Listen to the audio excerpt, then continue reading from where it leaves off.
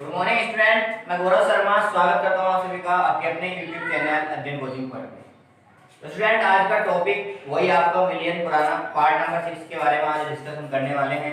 ठीक है, तो इसमें हम वास्तव और राउल्ट के नियम के बारे में डिस्कस करेंगे कि किस तरह से राउल्ट का नियम जो है वो कार्य करता है। तो उससे पहले पढ़ने से पहले हम वास्तव के बारे में डिस्कस करने वाले हैं। तो वास्तव बेसिकली वास्तव है क्या कि किसी निश्चित ताप पर गतिशील साम्य अवस्था में किसी निश्चित ताप पर गतिशील साम्य अवस्था में एक वाष्प का जो दाब होता है उस निश्चित ताप पर वो उसका वाष्प दाब कहलाता है। एक बार दोबारा सुन लेंगे, किसी निश्चित ताप पर गतिशील साम्य अवस्था में एक वाष्प का दाब उसका उस ताप पर वाष्प दाब कहलाता है। अब मैंने इसमें एक वर्ड बोला है गतिशील साम्य। ये गतिशील साम्य क्या होता है? गतिशील साम्य होता है जब हम किसी द्रव को एक बंद बर्तन में डाल देते हैं और उस बर्तन की वायु को बाहर निकाल देते हैं। ये कंडीशन आपकी गतिशील साम्य की अवस्था है। दोबारा सुनेंगे आप, जब हम किसी बंद बर्तन में किसी लिक्विड को डालते हैं और उस बर्तन की वायु को बाहर निकाल देते हैं, ऐसी स्थिति में गतिशील साम्य की स्थिति उत्पन्न हो जाती है। मतलब सीधा सीधा ये है कि rate of consolidation is equal to rate of evaporation. मतलब संघनन की दर बराबर आपकी वाष्पन की दर के बराबर हो जाएगी। अब द्रव का वाष्प दाब जो है वो दो बातों पर निर्भर करता है, एक तो द्रव की प्रकृति और दूसरा द्रव के ताप। प्रकृति पर कैसे निर्भर करता है? द्रव में दो तरह के बल पाए जाते हैं, दुर्बल अंतराण्विक बल और प्रबल अंतराण्विक बल। जिनमें दुर्बल अंतराण्विक बलों की संख्या अधिक होती है, जिसके कारण द्रव मूव कर पाता है, और उनकी संख्या अधिक होने के कारण वाष्पन दर अधिक हो जाती है मूव करने, और वाष्पन दर अधिक होने के कारण द्रव का वाष्प दाब बढ़ जाता है दुर्बल अंतराण्विक बलों के कारण। ये भी विशेष ध्यान रखना। दूसरा, टेम्परेचर की अगर हम बात करें, अगर हम किसी द्रव का टेम्परेचर बढ़ा देते हैं तो उसके साथ उसकी वाष्पन दर भी बढ़ जाती है, और वाष्पन दर बढ़ने से द्रव का वाष्प दाब बढ़ जाता है। ये छोटा सा इंट्रो आपका वाष्प दाब के बारे में। आप इसे नोट भी कर सकते हैं कॉपी में, जो मैंने बड़े इजीली तरीके से आपको बताया है। ठीक है, तो आप इसको नोट कर सकते हैं। अब हम राउल्ट के नियम के बारे में डिस्कस करेंगे। राउल्ट का नियम दोनों तरीके से पढ़ेंगे, आदर्श विलयन के लिए और अनादर्श। ठीक है, पहले हम राउल्ट के नियम को यहाँ देख लेते हैं।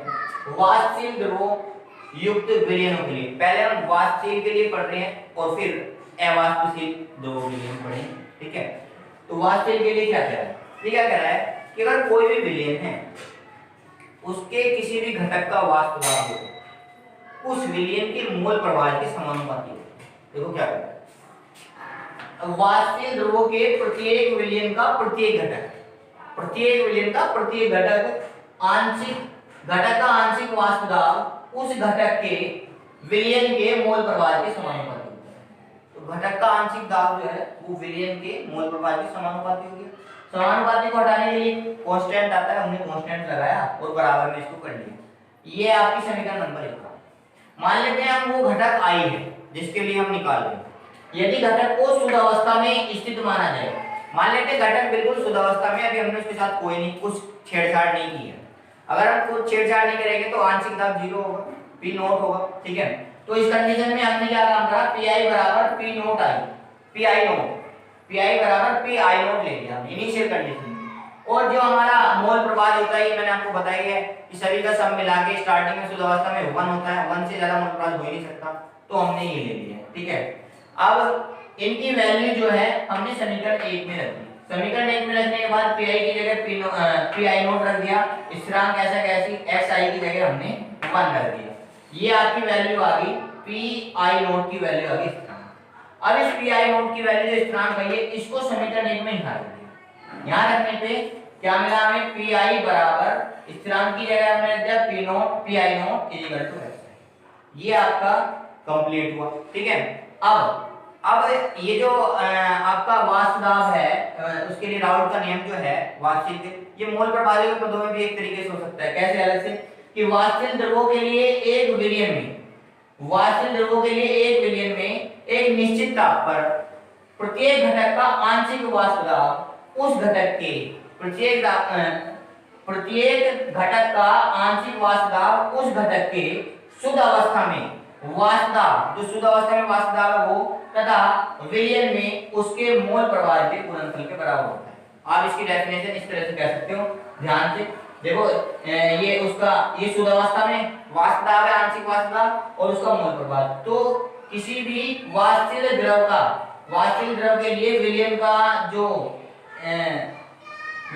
आंशिक दाब है वो आपका शुद्ध अवस्था में आंशिक दाब और विलयन के मोल प्रभाव के गुणनफल के बराबर होता है। अब मान लेते हैं अगर ये जो है, ये तो 1 विलयन के लिए हुआ, अगर हम 2 घटक ले लेते हैं, मान लिया A और B 2 घटक है, मैं आपको यहीं से दिखा देता हूँ, A और B 2 घटक हैं, तो A के लिए क्या आ जाएगा, PA P A0 गुना X, ठीक है, और PB के लिए क्या आ जाएगा, P B0 और गुना, ये X नहीं है, ये काई है, ध्यान रखना, ये काई B, ठीक है। अब 2 घटक है तो दोनों को सम कर देंगे, PA प्लस PB, बस इसकी जो वैल्यू आएगी इसको ऐड कर देंगे, ये 2 घटक, इसी तरह से 3 घटक होंगे तो तीनों को ऐड कर देंगे। तो ये आपका कंप्लीट हुआ वाष्पशील द्रव युक्त विलयनों के लिए राउल्ट का नियम। नेक्स्ट आपका आ जाता है अवाष्पशील विलय पदार्थ युक्त विलयन के लिए राउल्ट का नियम। अभी हमने वाष्पशील विलयन के लिए राउल्ट का नियम पढ़ा है, अब अवाष्पशील विलयन के लिए राउल्ट के नियम के बारे में हम डिस्कस करेंगे। तो अवाष्पशील विलयन क्या प्रभाव पड़ता है उसका? देखो, जब हम किसी वाष्पशील विलयन में अवाष्पशील विलय मिलाते हैं तो उसका वाष्प दाब जो है वो कम हो जाता है, और इस कम होने के तरीके को ही हम वाष्प दाब में अवनमन कह देते हैं। दोबारा से सुनेंगे, जब किसी वाष्पशील विलायक में किसी अवाष्पशील विलय को मिलाते हैं तो उस विलयन का वाष्प दाब कम हो जाता है, उस विलयन का वाष्प दाब कम हो जाता है, जिसे वाष्प दाब में अवनमन कहा जाता है। या दूसरे तरीके से हम कह सकते हैं कि जब किसी विलयन में अवाष्पशील विलय मिला तो उसके वाष्प दाब पर कोई फर्क नहीं पड़ता है, ठीक है, और वो विलयन का जो वाष्प दाब है वो विलायक के वाष्प दाब के बराबर ही माना जाता है, ये ध्यान रखना है, ठीक है। जैसे कि इसमें दिखाया गया है, देखो कि किसी निश्चित ताप पर एक अवाष्पशील विलय पदार्थ युक्त विलयन, निश्चित ताप पर एक अवाष्पशील विलय पदार्थ युक्त विलयन का वाष्प दाब शुद्ध अवस्था में विलायक वाष्प दाब तथा विलयन के मोल प्रवाह के गुणनफल के बराबर होता है। तो आप देखे होंगे, मैंने आपको बताया था कि अवाष्पशील का वाष्पशील पर विलय पे कोई फर्क नहीं पड़ता, तो ये हो गया P = P विलायक, इसे हम कह सकते हैं, ठीक है। तो P0 ये आपका शुद्ध अवस्था में वाष्प दाब है और ये काई विलायक का है, तो ये आप बिल्कुल डेफिनेशन वही है, थोड़ा बहुत ही चेंज है, ये ध्यान रखना है।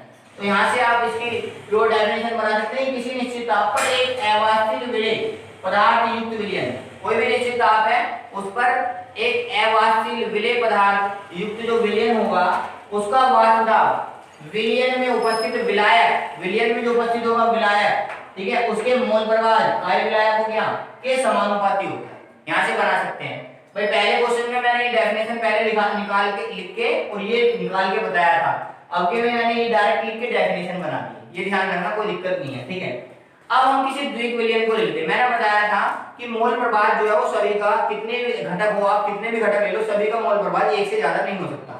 मान लेते हैं हम कोई द्विक विलयन ले रहे हैं जिसमें 2 घटक है, ठीक है, तो द्विक विलयन के लिए हमने क्या काम करा, एक विलय हो गया, विलायक हो गया, ठीक है, और दोनों का मोल प्रभाव 1 होता है, विलय प्लस विलायक, ये मैंने पहले ही बता दिया है, ठीक है।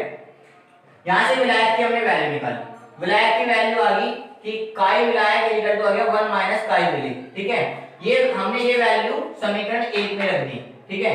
यहाँ हमने क्या रखा, काई विलायक का मान रख दिया यहाँ पे, ठीक है, तो P = ये P = P0 1 माइनस काई विले आ गया, विलायक की जगह 1 माइनस काई विले रख दिया, ठीक है।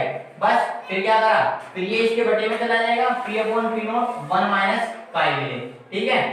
अब क्या करेंगे, काई विले की वैल्यू निकालनी है, तो इसको इधर ले जाएंगे, इसको इधर ले जाएंगे, तो इसको इधर लाएंगे प्लस का हो गया, इसको इधर ले जाएंगे माइनस का हो गया।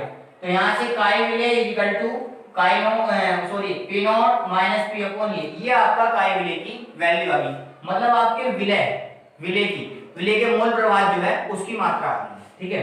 अब हम क्या जानते हैं, हम एक बात और जानते हैं भाई, ये जो वैल्यू होती है ये, अब हम किसी विले का मोल प्रवाह निकालने, विले का मोल प्रवाह कैसे निकालते हैं कि विले के मोलों की संख्या बटे टोटल मोलों की संख्या। तो विले के मोलों की संख्या होगी हमारी n तो भाई कोई विलयन है उसमें छोटा n जो है वो हमारा विले के मोल है और बड़ा n जो है वो हमारे विलायक के मोल है।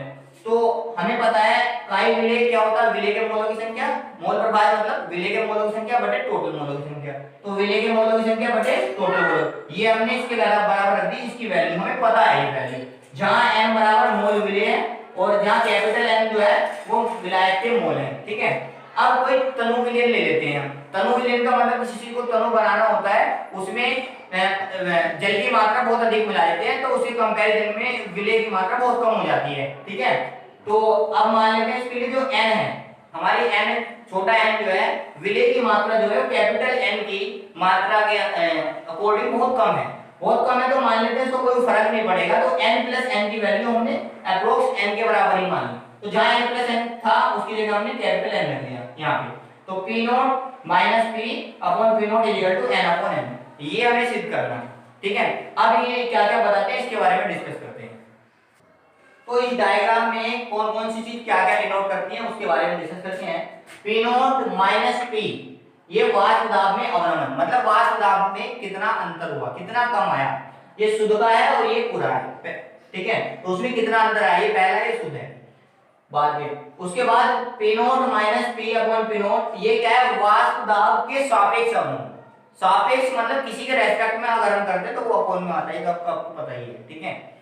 अब यहाँ से डेफिनेशन और बन गई है, क्या डेफिनेशन बन गई है भाई कि P nought minus P upon P not, इसको कहते हैं वाष्प दाब के में सापेक्ष अवनमन। तो देखो क्या कह रहा है, एक अवाष्पशील विलय, हमने अवाष्पशील विलय लिया था, एक वाष्पशील विलायक में किसी द्विक विलयन के लिए मैंने बताया था कि दोनों को मिला के मोल प्रभाव एक होता है, किसी द्विक विलयन का वाष्प दाब में सापेक्ष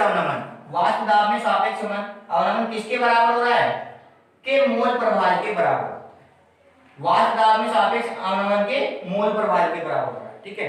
तो ये टॉपिक आपका कंप्लीट हुआ। अगर आपको हमारी ये वीडियो अच्छी लगी तो प्लीज लाइक करें, शेयर करें और कमेंट में कोई भी प्रॉब्लम हो तो हमें बताएं। चैनल सब्सक्राइब करना बिल्कुल ना भूलें, बेल आइकन जरूर दबाएं ताकि आपको हमारी वीडियो सबसे पहले मिल सके।